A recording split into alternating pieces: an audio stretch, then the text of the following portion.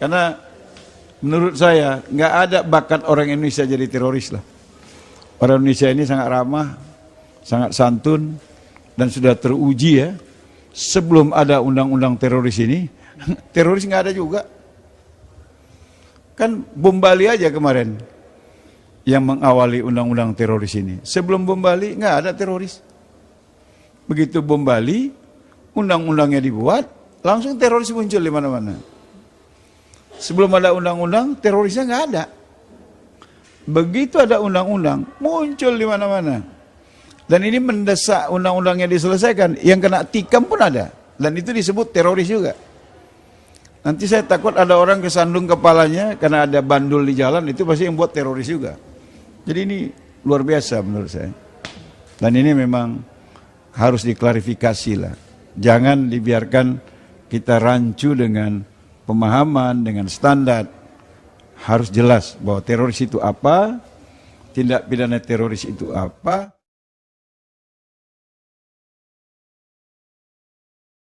Pemerintah sampai hari ini belum mengajukan rancangan apapun tentang definisi teroris, tentang definisi tindak pidana teroris.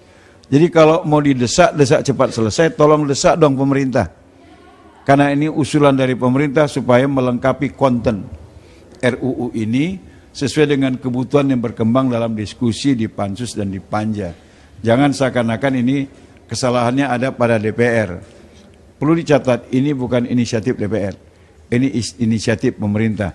Jadi ketika ada konten baru yang harus dikonstruksi oleh pemerintah, memang pemerintah yang belum selesai. Seperti definisi teroris kita minta sama pemerintah, sampai hari ini belum. Definisi tentang tindak pidana teroris sampai hari ini belum.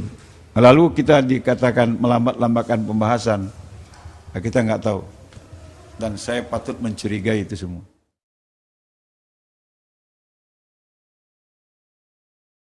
Kalau kalian bertanya seperti itu, kalian sudah terpapar dengan pemahaman yang dibuat oleh LSM bahwa semuanya tergantung RUU teroris.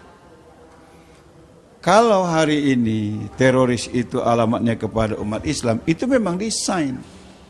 Saya tadi paparkan dengan gamblang. Bagaimana melemahkan Islam ini? Pertama dengan program LGBT. Untuk meruntuhkan moral, menghancurkan etika, dan menjauhkan Islam dari ajaran agama. Ini diprogram. Kemudian apa? Narkoba. Itu juga untuk menghancurkan generasi Islam. Dan itu diprogram. Yang bilang itu kejahatan anak Indonesia, itu diprogram oleh asing. Akhirnya anak-anak kita jadi korban, kemudian dididik menjadi pengedar, menjadi bandar, dan seterusnya. Tapi sejatinya itu program menghancurkan bangsa ini yang mayoritas beragama Islam.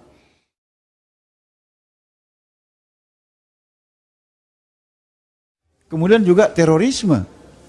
Ini juga program asing. Semua orang yang disebut teroris, ini sepertinya hukum nggak berlaku lagi sama dia. Dan negara-negara yang dianggap mendukung teroris, ini pasti dikucilkan dari semua akses. Sekarang yang sedang mengalami itu Qatar.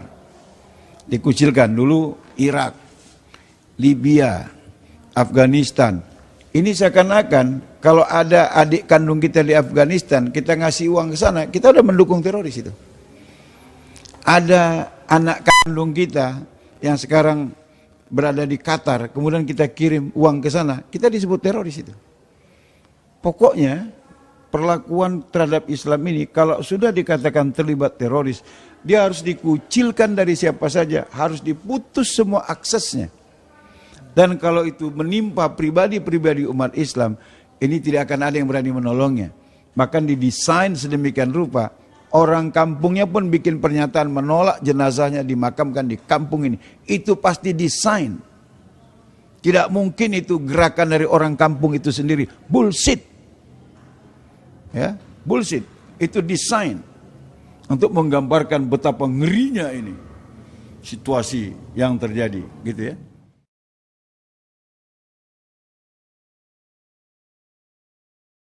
Kemudian apalagi yang mereka lakukan adalah menjauhkan umat Islam dari Quran. Karena Islam ini nggak bisa dibantai kalau masih dengan Quran. Maka bagaimana umat Islam menganggap Quran itu nggak ada apa-apanya? Maka satu persatu konten Quran itu mulai dinistakan. Pakai hijab itu nggak wajib. Itu budaya Arab. Yang ngomong tokoh Islam itu. Tapi pasti sudah terkonspirasi. Apalagi misalnya bahwa memilih pemimpin Islam itu dibohongin. Karena kita dengan nasionalisme boleh memilih siapa saja. Ya. Nah, lama-lama kawin itu dengan sejenis, ya untuk apa? Yang penting kan cinta, jenis kelamin nomor 2. Kita punya hak ajasi manusia. Pelan-pelan dijauhkan dari Quran.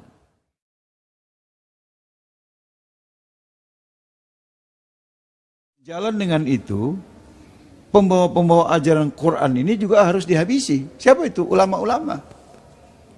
Fatwa MUI dianggap bukan hukum positif, nggak perlu dipatuhi.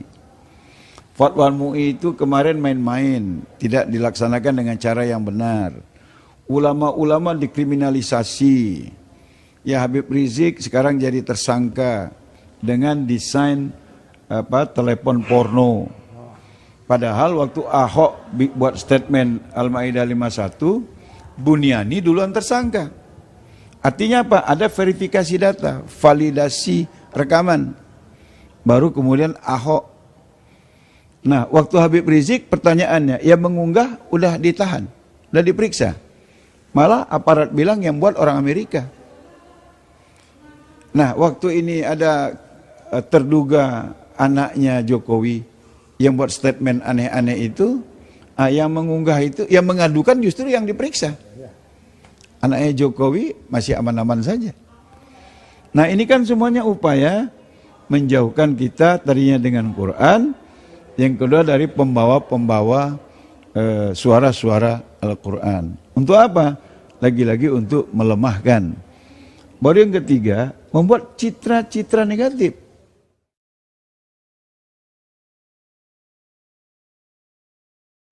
Seperti pengawalan gereja di saat Natal, itu kan buat citra negatif.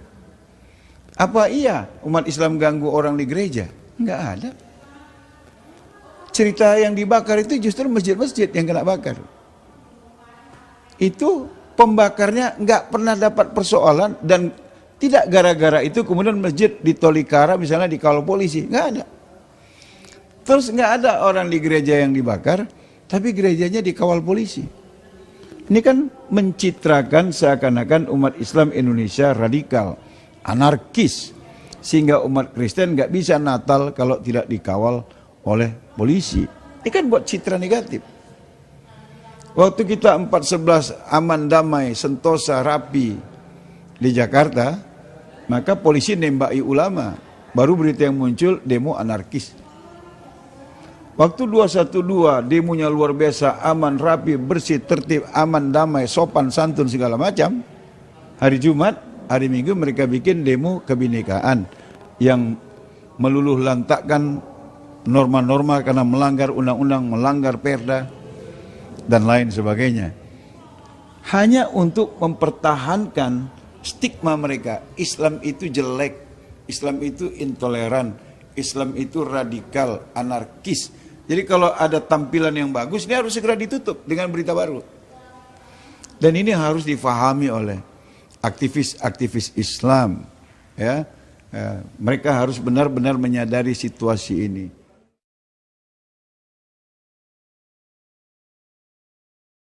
Nah, bagi kita nggak ada persoalan ya, karena